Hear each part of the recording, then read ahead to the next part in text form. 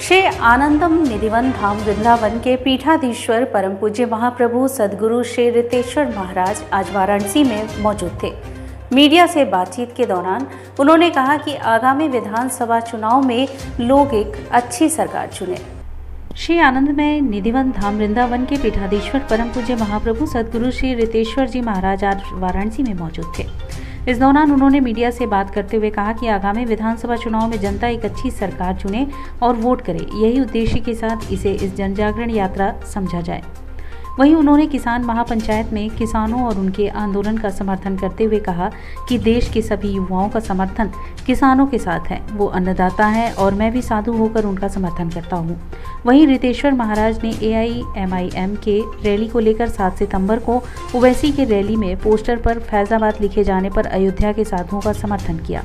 उन्होंने कहा कि ओवैसी जब बात करते हैं तो बार बार संविधान की बात करते हैं। ऐसे में जब देश की सरकार और यूपी की सरकार ने किसी जिले का नाम बदल दिया तो उसे उसी नाम से बुलाना चाहिए।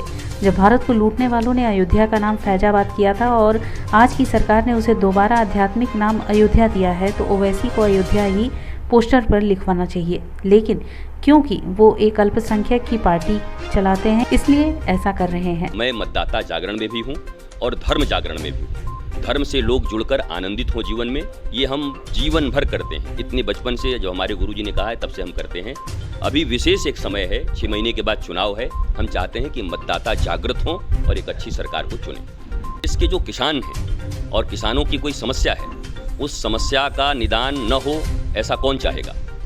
जिन किसानों के द्वारा उत्पन्न किए हुए अनाज को हम खाते हैं तभी हम सन्यासी हैं, हम भी रोज वही खाते हैं। तो उनके जीवन में अगर कोई समस्या है, उस समस्या को सरकार और मिलकर वार्ता करके हल करेंगे।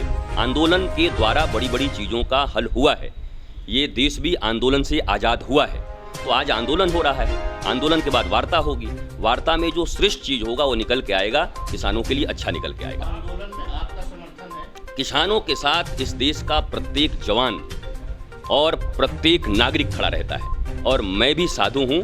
किसान के साथ कौन खड़ा नहीं रह सकता, मैं किसान के साथ जरूर खड़ा हूँ। राज्य की सरकार जब कोई निर्णय लेती है, उन्होंने अगर फैजाबाद का नाम अयोध्या किया है तो अब अयोध्या ही लिखना समीचीन होता है।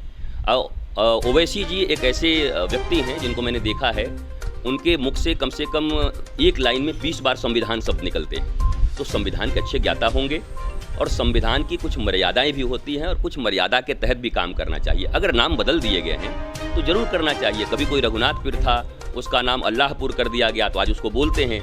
आज फिर अगर उसे अनिलपुर कर दिया जाए, रामपुर कर दिया जाए तो मुझे लगता है वर्तमान सरकार के अनुसार उसको मानना चाहिए। कभी कोई लुटेरे आए थे, उन्होंने कुछ नाम रखा था और आज अगर हमारी संस्कृति के अनुसार नाम रखे जा रहे हैं तो मुझे नहीं लगता कि देशवासियों को इसमें कोई विरोध होना चाहिए।